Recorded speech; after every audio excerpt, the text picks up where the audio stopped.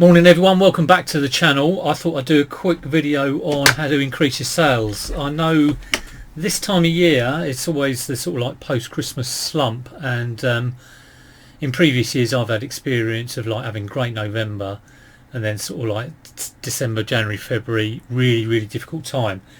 So let's get on. I've got 6, going to talk about them in some depth. Some I do, some I don't do, so I'll let you know which ones I do and why I don't do the ones that I don't do.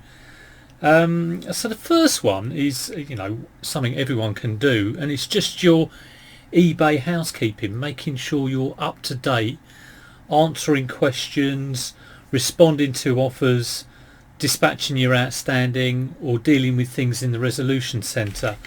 When you go into my eBay and bring up your dashboard, one of the links in the top left, I think it is items with outstanding questions, and it's easily missed. And you may get some stupid questions on things, and you may get some things that don't even need an answer, but it's always worth on a regular basis going in. You can choose mark as answered and just get it marked, done and out of the way. I do think that if eBay see that you're not dealing with queries that are coming in, or you're not responding to an offer that you've had from a sale, because an offer is a potential sale, or you're taking time to sort of get things dispatched and out, it will affect your metrics. That's just my thoughts, really. They are obviously measuring it, and like I say, if you've got things in the resolution centre that need action by yourself, it's always good to go in and do them. So just sort of on a regular basis, daily probably preferably, go in and see if you've got any questions on items. If it's like a silly question like what's the lowest you will go, or just something ridiculous, just mark it as answered and get it done and out of the way. Probably the next one is something a lot of people will know about, is item specifics, and it's not a big secret, but you do have to fill in all your item specifics, and when you're doing a listing, make sure that you are filling it as complete as possible. So I think it used to be that the most important things were your photos. Now, your photos are very important because obviously an image will sell something more quickly than a description of an image. So people see it's sold with that photo. People buy it with the eyes. So make sure your photos are good. Make sure you use all your photos, even if you're repeating. I repeat. If I've got like a new boxed item and it's just front and back, I'll repeat that photo 6 times, 2 photos 6 times. If I've only done 4 photos, I'll repeat them 3 times. If I've only done 3, I'll repeat them 4.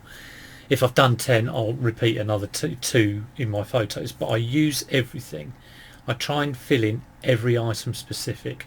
Try and learn about your items, from your item specifics. Sometimes I look at clothes and there are things I kind of look at it and go, what are they talking about? But it's a great opportunity to learn. So make sure if you're filling in all your item specifics and another seller isn't, you've got a better chance of selling it. So yeah, make sure all of those item specifics are filled out. Again, I would imagine that eBay are looking at how much of the title is used. Use keywords as well, obviously that's important.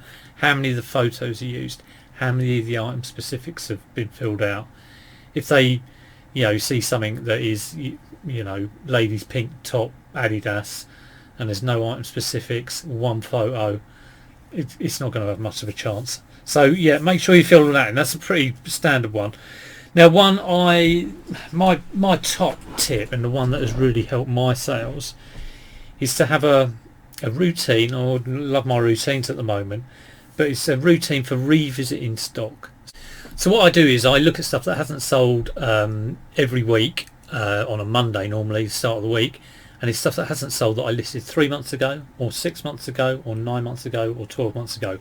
I have that cycle going round, and my routine is to end the listing and then really look at all the details of that listing, and I will create a new listing. Now, it may sound long-winded, but a lot of people at the moment, especially during lockdown, are having difficulty sourcing. But if you're having difficulty sourcing and you've still got 500 items or you've got 1,000 items, your sourcing should be in the stock that you haven't sold.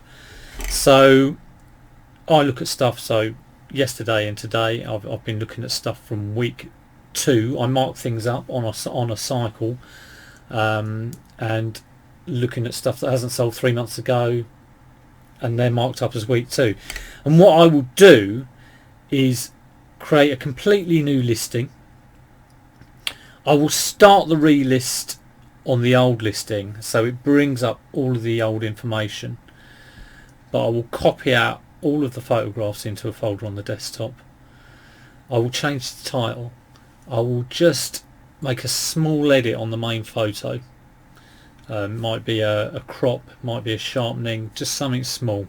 Very rarely you sort of redo them, because hopefully you get them right first time. And then I will revise the price, normally 10% downwards. It does depend, but normally it goes down in increments of sort of 10%. I do this because I did a video on when items sell. So I looked at my last 100 items that I'd sold, and I'd found out that I think 70 or 80% of them, I'll try and remember to put a link in up here, 70 or 80% of my last 100 items were items that I listed in the last kind of like 2 or 3 weeks. So if you keep an item on and you're trying to make edits to it, I don't think there's much chance that new listing bounce is absolutely vital. One of my analogies is putting something on eBay is a bit like putting like tennis balls or bouncy balls on a trampoline. Every time you put it on, everything else gets a bit of a boost. And I would say there's a momentum in sales as well. Even if you start taking offers and creating a momentum, eBay will see that you're a store that is providing better sales metrics, and it will provide a boost to your other listings. So it's all about getting that ball rolling, getting that momentum.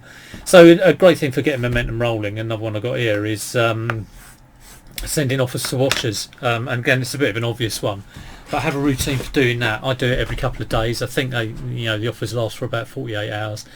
So get on the ball with that and send them out, and they will vary depending on how long your item has been on. If I've had something on for ages and it's a real sticky item, I might go to 20-30%, but I'm normally in the 10% range, something like that. So that's well worth doing. Another one worth considering is, and it's a bit of a myth, this one, but I will mention it, is a mass edit on all of your items in your shop. So you can just go into the mass edit mode, start creating the mass edit, and then not actually change anything, and then hit the save, and all your items will be like, oh, we're editing. And there was this myth that when you ring up eBay, there was somebody who rung up eBay and said, can you refresh my store? And what refresh my store actually meant was the person on the other end of the phone just mass edits all your data but doesn't actually change anything. You could do a mass edit. I know Tap Peddler does this. He will do a mass edit and change the price down by like a small amount. So it could be a penny, 50p, whatever you want to do. And that's not a bad idea. Just to create that kind of like movement in your items, which it's a lot of eBay is about activity, mainly about listing activity. I mean, obviously that is the one thing that will create sales, is to list. So never forget to do that. But if you're looking at that stock that just doesn't seem to be shifting and thinking, why isn't it happening, all of these might be worth considering. And then lastly, it's promotions and kind of offers on your stores, sales offers on your stores. Now, I don't do promotions. I used to a couple of years ago when not a lot of people were talking about it. But then a lot of people did jump on the wagon with it. I did a blanket 1%. You can try and do that. I kind of look on promotions as providing that bounce, that trampoline bounce with all your items on it. In a similar way to a new listing, I kind of think that is the new listing bounce. So that's why I have a regular routine for taking an item off if it hasn't sold, analysing it, and then putting it back on as a completely new listing. And I want to do that myself by getting the price right and getting it on, rather than just paying eBay to try and flog something by advertising that isn't priced right. So that's my reason for doing it. But the one thing I will do is I will do multi-buy offers for my multi-listings. So, you know, buy one get one at 10% or whatever. Anything that, you know, I want to shift and I can easily do an offer on because of the postage saving is well worth doing. Things I don't do are free postage. Things I don't do are quick dispatch. I don't think they make any difference to sales at all. I've tried them, not seen any difference. But the most important thing is obviously listing. And what I would say, you know, just to sort of like summarise it, is it's list it at a realistic sale price. Don't look at your comps, order them by highest price to low and go for the highest price. You've got to be realistic at it. And like I say, the likelihood of something, you selling something, have a look at your last 100 sales and see when they sold. The best chance you've got of selling on eBay will be in those first few weeks. So the best thing is to get it right first time. Anyway, I hope that helped. Yeah, like I say, I know a lot of people are having low sales at the moment, so I thought I'd put that on there. If you did like it, do click the thumbs up. That'd be handy. And I do this sort of similar sort of content. It's like kind of like tell it like it is, or you know, do the odd haul video, and it's a bit rough and ready, but hopefully it's useful. So if you like this sort of thing, do subscribe and hit the notification bell, and you'll be told when I do another shonky video. But anyway, for now, take care and I'll see you soon.